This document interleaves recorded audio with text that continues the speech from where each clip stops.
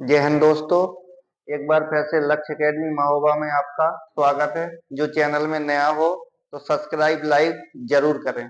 आज हम आपको जानकारी दे रहे हैं सीआईएसएफ में कुल पदों की संख्या 1161 निकली हुई है। इसका नोटिफिकेशन जारी हो गया है, उसके बारे में हम आपको जानकारी दे रहे हैं। इसमें देखेंगे सीआईएसएफ में कुल पदों की संख्या कितनी हुई है, 1161।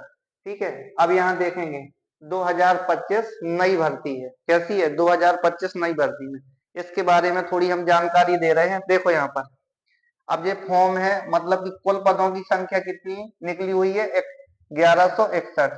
अब फॉर्म भरने की या ऑनलाइन तिथि, ठीक है, ऑनलाइन तिथि ये शुरुआत कब से होगी? अगले महीने। अभी ये फरवरी का महीना है, अगला महीना 5 मार्च। कब से शुरुआत होगी? 5 मार्च। और चलेगी कब तक? ये अंतिम तिथि इसकी कितनी है? 3 अप्रैल। देखो अंतिम तिथि कितनी है? 3 अप्रैल।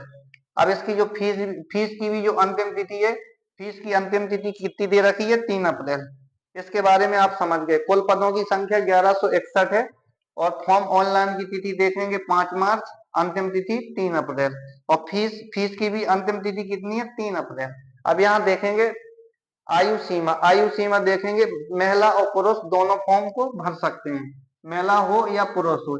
इसमें देखेंगे जनरल पुरुष महिला दोनों को देखेंगे, जनरल पुरुष और महिला।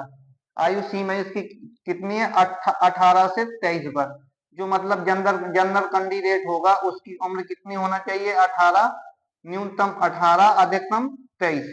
मतलब कि जो फॉर्म भर सकते हैं, महिला हो या पुरुष हो। ठीक है, महिला हो या पुरुष हो। अब ओबीसी की हम बात कर रहे हैं। ओबीसी में आप देखेंगे ओबीसी है, ओबीसी में 18 से 26 साल कितनी उम्र दे रखी है? 18 से 26 साल, 18 से 26। अब इसमें ओबीसी वालों को छूट भी दे रखी है, कितने कितने वर्ष की? 3 वर्ष की। ओबीसी वालों को छूट कितने वर्ष की दे रखी है? 3 वर्षों की छूट। 3 वर्ष तो 26 में 3 जोड़ दोगे तो मतलब कितने साल हो जाएगा? अब मतलब कि ये 7 जब जोड़ा है, 3 वर्ष की छूट है, तो 23 में 3 जोड़ दोगे तो 26 साल तक। जो ओबीसी का कैंडिडेट महिला हो या पुरुष हो, जिसको फॉर्म डालना है ये, तो कितनी उम्र होना चाहिए? 18 से 26 साल। अब आगे देखेंगे, अब इसमें देखेंगे अब एससी एसटी, जो एससी एसटी रेट का एसटी का कैंडिडेट होगा उसके लिए उम्र कितनी रखी गई है? 18 से 28। कितनी रखी गई है? 18 से 28।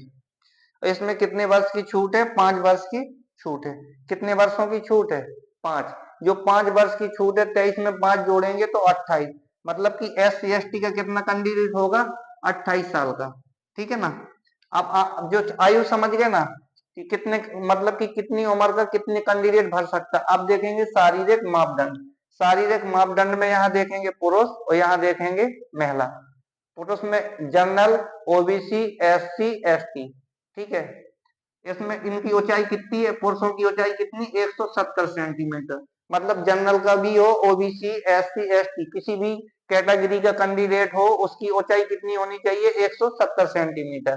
अब महिला में देखेंगे, मतलब जनरल, ओबीसी, एससी, एसटी, महिलाओं की ऊंचाई कितनी होना चाहिए? 157 सेंटीमीटर। ठीक है, ये हो गई हमारी मतलब की ऊंचाई, मतलब हाइट के बारे में जानकारी। अब देखेंगे अगली जानकारी है सीना। सीना है, मतलब कि लड़कों का सीना कितना होना चाहिए? नॉर्मल सीना, जो मतलब कि गैर फुला के 80 सेंटीमीटर और फुला के मतलब 85 सेंटीमीटर। तो कितने सेंटीमीटर फूलना चाहिए? 5 सेंटीमीटर। अब इनके लिए दौड़ कितनी रखी गई है? लड़कों के लिए 1600 मीटर और लड़कियों के लिए दौड़ कितनी रखी गई है? 800 मीटर। लड़कों के लिए समय सीमा दौड़ की कितनी? 6 मिनट 30 सेकंड। कितनी है? 6 मिनट 30 सेकंड। और लड़कियों के लिए दौड़ सीमा 4 मिनट। मतलब 800 मीटर दौड़ कितने मिनट की? 4 मिनट की। और यहाँ देखेंगे, अब ये हो गई इसके बारे में, पेपर के बारे में जानकारी बताएं कि पेपर में क्या आएगा। तो पेपर में जो जीडी का पेपर होता है, समान पेपर होता है। जैसे जीडी में मैथ, हिंदी, अंग्रेजी में जो भी कैंडिडेट इच्छुक है, जो हिंदी का इच्छुक है तो हिंदी ले सकता है, जो अंग्रेजी का इच्छुक है तो अंग्रेजी। और रीजनिंग, जीके, जीएस, 4 पोर्शन आते हैं। समय सीमा पेपर की कितने घंटे की होती है? 2 घंटा। कितने घंटे की होती है? मतलब 120 मिनट की। 120 मिनट की होती है। पी ग्रेड भी अच्छा, सैलरी भी अच्छी है और रेगुलर वैकेंसी है। ठीक है, आप सभी लोगों का धन्यवाद।